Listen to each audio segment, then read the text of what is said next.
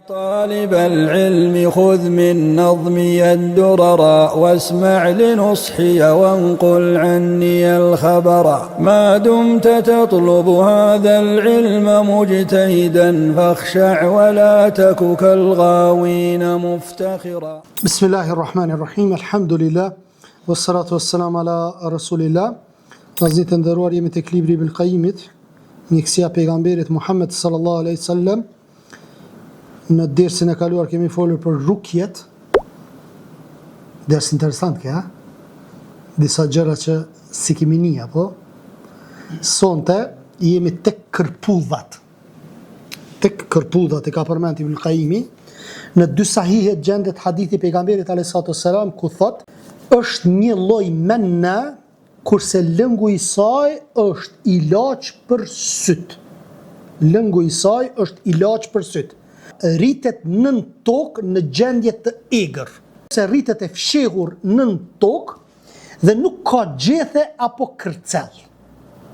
Kërpudha, kema arab, dhe me thënë gjuhën terminologjinë arabe. Esenca është pjesërisht toksore dhe pjesërisht ajrore. Ajo rri e fshehur nën tokë gjatë dimnit, në dimën rri nën tokë e fshehur, ndërsa kur nis shiu me ran pranverë, ajo fillon të shfaqet mbi tokë. Domethënë, verës pranverës veç fillon me dal mbi tokë. E dimnit rruhet nër tokë, rrin nër tokë. Ja pse ajo quhet ndryshe lija e tokës, pasi është vërtet e ngjashme me smunjen e lijes, thotë, e cila shkaktohet nga avojt e bllokuar. Kërpudhat rriten pranverë dhe hahen të gjalla edhe të ziera. Kush më jon gjallë, po edhe të zime. Po duhet me pas kujdes se ka dhe të helmuese janë. Arabët shumë i përdorin kërpudhat. Arabët e quanin kërpudhën bima e vetëtimave, sepse ajo shfaqet me njëherë pas rreshjes dhe vetëtimës. Kur ka rreshje edhe vetima e din çka është? Vetima ajo të den? Vetima është ky vllai i Zvicrës, ky ka lind në Zvicër, po alhamdulillah pe din Shqipën, ë? Elektriciteti, po dhe normal. A ka ai hadith për çështjen e vetëtimës? Çu është hadithi? Një melek i posaçëm që godet me kamxhik i godet. Qiellit. Kamxhik. Pastaj thot, beduinët i kanë kërpudhat pjesë të ushqimit të përditshëm. Çdo ditë e hajnë. Thot, më të mirat janë kërpudhat kema që rriten tokë ranore të thot. Në fakt ka disa lloje që janë disi të kuqe dhe këto janë helmuse. Ata që si njohin mirë, mos shkoni mi hungur ju asi se po disni kun. Do keni kujdes. Po, a? Subhanallah. Po dhe? Një familje ka vdek. Pse? Subhanallah. I kanë marrë, kishe i kanë përzhitë dhe kanë vdek. Subhanallah. Subhanallah. Kërpudha është e ftoftë dhe e lagësht në shkallë të tretë. Ajo nuk është e pëlqyeshme për stomakun sepse nuk tretet lehtë. Nuk tretet lehtë në lukth. Kërpudhat e njoma, a di çka është e njom? Njoma është si e freskët, po, e freskët. Dhe më thonë, nuk është e vjetër, po e freskët. Si kur ta hekish për një qysh është e freskët, që kjo quhet qysh? Taze, bravo.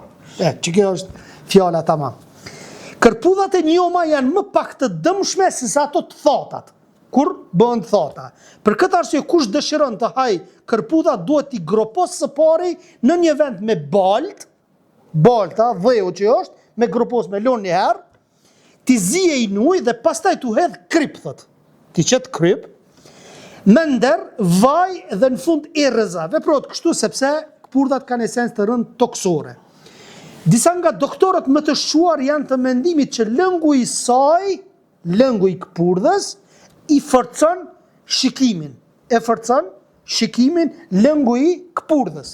Ka dy shpjegime rreth thënies së pejgamberit alayhis salam që këpurdha është një lloj menaje, kurse lëngu i saj është ilaç për sy. Qysh e tham hadithin në fillim, apo? Disa njerëz thonë që Allah i fali bive të Izraelit, nuk që vetëm ëmbëlsira që njohim ne, por përfshin edhe disa binë të tjera që rriten vetvetiu në gjendje të egër, do me thënë pa u kultivuar nga njerëzit. Në pa u kultivuar nga njerëzit dolin ato, a ki po? S'po dim, i kultivojnë, disa dhe i kultivojnë, për më bo ma shumë. A më ka që dolin vetë. Zakonisht ato dolin vetë. Hiq pa i kultivute. Pa i qitë fora, dhe më dhënë ato vetë dolin. Sikpurdha që thënë, bravo. Dhe na thënë një fjallë, ku dulen me këta se si sikpurdha dolin. Sikpurdha pas shiut, po, bashkë që shtu të thëjnë. Thot, menna, që ka dhe më thonë, si pas tyre ka kuptim privilegji. Kështu që çdo lloj mirësie që Allahu ja fal njerëzve, pa ndonjë përpjekje, apo nga ana e tyre kjo quhet menna, gjona arabe. Domthon ti s'ki hiç si të mundu hiç, veç po dalin purdhat pas shiut. Si neve që na thënë ju, keni dalë si purdhat pas shiut. Ku ket ju me mjekra dej dje. Si purdha pas shiut duhet mas luftës. Pejgamberi sa ka thënë gjithashtu, kemaha është një lloj menaje që Allahu a zbriti bijve të Izraelit. Sipas një shpjegimi të dytë, purdha është quajtur menna sepse ajo ngjan shumë me menan që krijohet në pemë, e cila vilet pa pasur nevojë që ta mbjellës apo ujitësh. Bukur. Ndërsa për pjesën tjetër e pejgamberit alayhisalatu wasalam, ku lëngu është për syt, lëngu i saj është ilaç për syt, janë dhënë 3 shpjegime.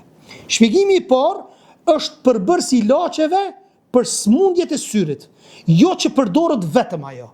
Domethënë përzihet me tjera gjëra edhe të ndihmon për sy. Nuk kanë dhënë vetëm kjo ndihmon për sy. Bukur. E dyta, përdoret e papërzier me gjëra të tjera, duke vluar nuj, e vlën, domethënë këpurdhën nuj, dhe duke i marrë lëngun e përfituar. Një pjesë çka ka thonë e ulemave, apo dhe shkencëtarëve, doktorët të asaj kohe, që kjo është përbërës që duhet mu përzi me tjera gjëra edhe me të ndihmu për sy. E dyta ka thonë jo vetë shërim, se hadithi për tëta, po. Thot, vlimi në zjarë e zbut këpurdhën. Kur të vlohet në zjarë e zbut këpurdhën. Ja heq lëngjet e dëmshme, që përmban, i hiqen apo ato, duke mbetur kështu vetëm lënda e dobishme. Lëngu i dobishëm. Edhe që kë ndihmon në shikim në sy. E treta, shpreja lëngu i saj nënkupton ujin e shiut, që është larg mendshke, që është mendimi më i dobët. Kanë komentu. Më çka? Lëngu i saj, hadithi, këta një pjesë që kanë thonë është lëngu është shiu, është uji i shiut. Se këpurdha, ose pas shiut, shiu po bjerë, atër çfarë lëngu është që del është nga uji i shiut, që e bën kërpudhën të rritet, e cila në fakt të sheja pare shiut që bie, kësi se hadithi ka folë për shiun dhe jo për kërpudhat. Këtë shpjegim të tretë ka përmendur Ibnul Gjauzi, që është mendimi më i dobët nga tre mendimet. A më thonë, mendimi më i dobët është që ka të bëjë me ujin e shiut. Disa njerëz thonë që kuptimi i kësaj pjese të dytë të hadithit është që lëngu i këpurdhës shërben për ta freskuar syrin, kështu lëngu i saj vetëm është një lloj ilaçi, kurse pjesët tjera mund të jenë përbërës. El Gafikiu ka thënë lëngu i kërpudhës është ilaçi më i mirë për syrin. Normalisht se pejgamberi sallallahu ka thonë që është i mirë për syrin dhe nuk flet i dërguari Allah sallallahu alaihi wasallam për një çështje përveç se çka i shpallët, apo wa ma yantiqu anil hawa in huwa illa wahyun yuha. Do ai nuk fol nga vetvetja, po çka ajo i shpallët. Dhe na kemi thonë çdo herë duke shpjeguar këtë librin, kur na vjen një tekst i qartë, që është i sakt nga pejgamberi alayhi salam, e vërtetojmë që hadithi është sahih, atëherë na nuk dyshojmë që ajo bën mirë. Nuk dyshojmë. Ana ka thonë Resuli alayhi salam që filon fruti, filon pema, bën mirë për këtë gjë, nuk ka dyshim në të. Sikur që është çështja e mjaltit. Keni pa, a e dini atë hadithin që ka shku një person, ka thonë kom dhimbte në barkë në luks, thot ha mjalt një herë. Prap i ka dhe ja Resulullah, prap kom dhimbë, 2 herë, 3 çka në fund, që i ka thonë? Thot po të ranë lukthi, po të gënjen lukthi, sepse mjalta është kurues i lukthit, apo i midës, tërgjisht. Thot, nëse përzihet me i thmit, e pastaj me të lyen qerpikët, është ilaç i mirë për syrin. Ai i forcon çepallat dhe shikimin, ashtu sikur se parandalon edhe shumë smundje të syrit. Fruta skerbulli këtem, Bukhariu sjell në Sahihun e tij hadithin e Uthman ibn Abdullah ibn Mawhabit që rrëfen kur shkuam tek Ummu Seleme, thot ajo nxori disa flokë të pejgamberit alayhis salam që ishin të lyer me këna edhe skerbull. Skerbull është një lloj bime, më thon Allahu Teala alem, a kemi na kësi lloj bime këtu? Mi po për konën e dim që i përdoret apo. Në 4 synenet, ai e Abu Davudi, Tirmidhi, Nesai dhe Ibn Majah, ndodhet hadithi pejgamberit alayhis salam, thot kënaja dhe ketemi janë lëndët më të mira që ju përdorni për ngjyrën e flokëve të bardha. Përpara i kanë bo gratë, plakat edhe me kon i kanë bo dhe gishtat, dusht i kanë bo. Në që i kanë bo, që e bëjnë. Në dy sahih shënohet rrëfimi i Enesit që thot se njëherë Abu Bekri i leu flokët me këna.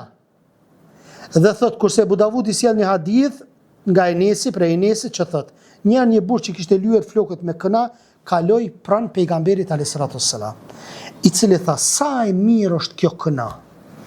Thot, pastaj kaloi një burr tjetër që i kishte lyer flokët me këna, prap tha pejgamberi alayhis salam, akoma më mirë. E kështu me radhë dhe i tjetri, tha kjo është më e mira nga të gjitha, tha që kishte përdorur dhe sufra, boj flokësh së zeza. El Gafiki u shpjegon, thot është një lloj bime, skerbulli, që tham, që rritet në lugina e që i ka gjethet e ngjashme me ato të ullirit, dhe thot madhësinë e një speci përmban disa fara në mes, kur i shtyp këto fara, ato bëhen të zeza. Edhe me çto lyhen flokët. Dhe më thonë, jënë farat zeza, edhe kur shtypen, lëshën, dhe më thonë, ngjyrë të zezë, që e ngjyra zezë, dhe më thonë, i përdor për flokë. Ndërsa gjethet po t'i shtrydhësh dhe t'u pish lëngun shkaktojnë të vjella. Dhe më thonë, të vjella, me gjitha të, ketemi mund të shërbej si ilaç kundër kafshimit të qenit. Mësh me lyti për Ismet. El Kindi shton, nëse farat e ketemit i përdorën si kuhël për t'i lyer qerpikët, thot ato pastrojnë syrin nga lëngjet që ai ndodh. Dikush mund të thot, në Sahih tregon se pejgamberi sallallahu nuk i lyen te flokët. Atëherë si shpjegohet kjo? Ai ka lyer si ka lyer. Çka bërbani? Ai ka lyer si ka lyer.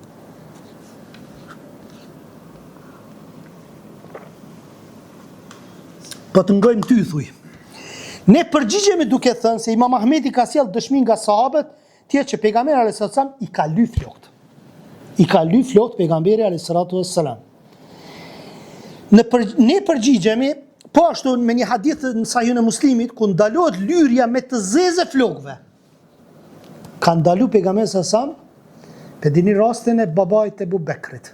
E ka pas mjekrën e bardhë, masi që e ka pranuar Islamin. Edhe i ka thonë lyje mjekrën po largoj të zezës. Zezë fut. Nuk lejohet, fut kështu tamam zezë. Ka e kuqja, ka kafta, lejohet. Ka kuqja, ka kafta, lejohet. Bukur. Thot kur ndodhi kjo për babain e Abu Bekrit që ishte thinjur plotësisht, thot kur e pa tha lyen e flokët e tij të bardha, por jo me bojë të zezë. Tha, hiçni bojë zezë, dihet se ketemi i bën flokët të zinja, po për këtë hadith për çfarë shpjegimi jepet. Tash mund të ketë një lloj kontradikte. Në fakt për këtë janë dhënë dy përgjigje. Përgjigjja e parë e ndaloi lyrjen me zezë të flokëve pejgamberi alayhis salam, por nëse boja e zezë përzihet me këna, atëherë nuk ka problem. Pse? Se kënja ndryshon ngjyrën pak. Se këna është pak ka kaftja, apo? Edhe kur përzihet me të zezë, bëhet si e kuqe, si e kaftësi, po jo fut e zezë. Atëherë e zeza me kënan, kur bashkohen si përbërës, e bën një ngjyrë tjetër që nuk është fut e zezë. Atë nuk ka problem. Ketemi i bashkuar me kënan jep një ngjyrë mes të kuqës dhe të zezës ndryshe nga wasmahu, i cili nxin plotësisht flokët. Përgjigjja e dytë është që lyrja flokëve me të zezë bëhet ndonjëherë për të gënjur të tjerët. Komentash.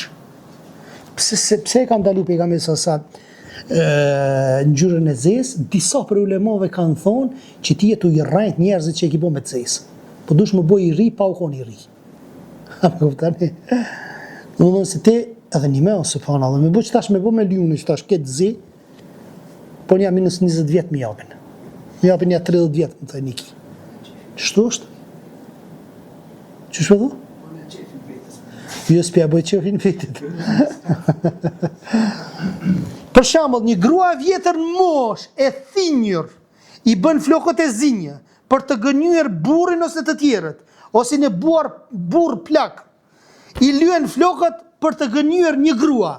Ky pra është një lloj mashtrimi, prandaj nuk lejohet. Ky është komentim i një prej ulemave, i disa prej ulemave. S'ti jetu gëny, si ki qa gjet. S'tash që mja ly plakit, mja ly flokët edhe mjekrën, minus 20 e ka. A ka minus 20? Mja mjell, ma ajo, s'diskutot. Nga ana tjetër, nëse lyerja flokëve me të zezë nuk bëhet për qëllim mashtrimi, a e lejohet. Ka dëshmi autentike që tregojnë se Hasani dhe Huseini i ngjojnë rregullisht flokët me të zezë. Një pa të pejgamberit sallallahu i kanë ngjyros me të zeza, basa ismet. Shekh Albani e ka kategori thot dytë më largu ngjyrës zezë edhe thot me ngjyros kur të plakësh. Jo kur je e re apo i ri. Nuk lejohet. Pse se është natyral i kitit, është në fillim halaje i ri, që ki nevojti me ndryshu ngjyrën. Thot, si shpërcjell Ibn Gjeriri, cili vërteton gjithashtu se ky ka qenë qëndrimi i sahabeve, Uthman ibn Affani, Abdullah ibn Jafar, Sa'd ibn Abu Waqqas, Uqbej ibn Amir, Mughira ibn Shuba, Jarir ibn Abdullah, Amr ibn As, këtë plot ulemat të cilët e kanë lejuar. Selinoja është dëbim tepër aromatike. Nëse mban të varur në qafë, ajo qetëson dhembjet e dhëmbit. Është një lloj, domethënë selino, po. Nëse e vendos apo si parfum, atëherë thot çka të ndihmon në dhimbjen e dhomit. A keni vret për shembull janë do menta që janë nëse i qit te koka këtu, që e nal dhimbjen e kokës. Janë shumë të fuqishme ato, veç pak me vomicit, e fuqishme me vomicit këtu mi afru për shembull. Si ti qet shu dalin lotët prej syve të dalin. Çka forçë është, a përdin pa ismet? Menta, po, që është menta. Më shumë e fuqishme është. Më me qitë qëtu, dalin lotët dalin prej... Po, që është. Ose në hund, për shembull, zakonisht i qesin, kur kanë probleme me grip. Po me grip edhe e tërhek, dhe më thonë, e pastran, po.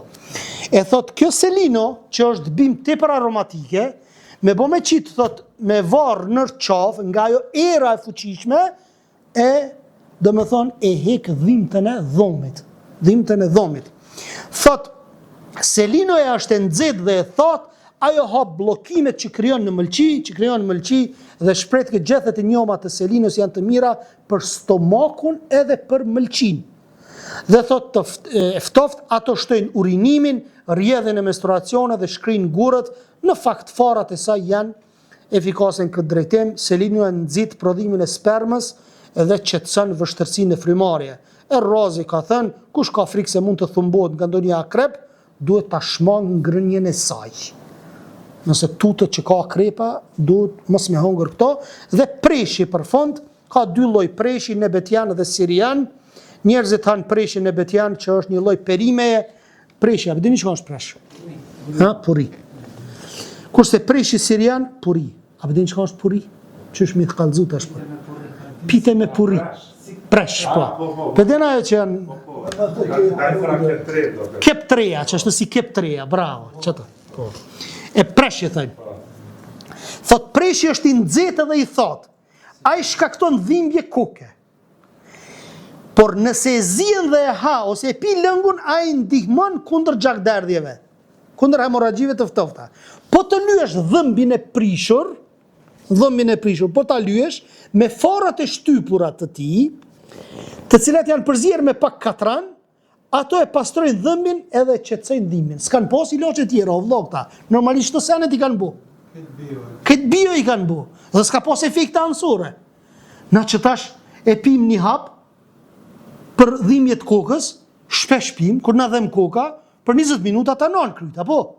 Po shko mas disa mujve, bënë një ultrazët e mëlçia, këqyrë që e ka bo mëlçis. Po më tregon një vlla, të rastësisht shkoj me bo një kontroll të organeve të brendshme. Edhe i ka dalë mëlçia e dëmtume. Tha, a pin alkohol? Jo. A pin drog? Jo. E tha, shka pen vllati? Pse çështu ka dëmtu ti rije? Tha, okay, edhe Solidamor tha unë e pi. Tha, çto ta kanë dëmtu? E paramendo çfarë dhimbt kin kokë, e pin Solidamorin si me ta ik me dorë. Më thonë, kjo është rrezik? Ka efekte anësore shumë. Në anën tjetër s'u duron dhimbjen e kokës. Problem. Mirë po dëmtohet mëlçia e zezë. E mëlçia e zezë na e kemi mësuar vllazni, është laboratori i organizmit. Po prish mëlçia e zezë, vaj halli për ty. Kret helmet që aty i ki, që aty pastrohen. Pastrohen edhe kur çosh mëngjes dalin nëpërmjet nevojës. Sidoqoftë, preshi është i dëmshëm për dhëmbët dhe trysat, ai shkakton dhëmbje koke, makthe erson shikimin dhe sjell vështirësinë frymarrje. Preshi shërben si diuretik, e shton urinimin, shton rrjedhjen e menstruacioneve dhe prodhimin e spermës dhe nuk tretet lehtë deri në takimin e radhës me mishin. Mishi i delës, mishi i dhis, mishi i lopës, mishi i kalit, mishi i devës, mishi i hardhucës, sorkadhës, i leporit, i zebrës, pastërma, fetusit kafshëve, i shpendëve, mishi i shaptorës, mishi i patës, rosës, pulegrës, plot mishna. Subhanak Allahumma wa bihamdik, ashhadu an la ilaha illa ant, astaghfiruka wa atubu ilaik. Allahu ju shpërbleft.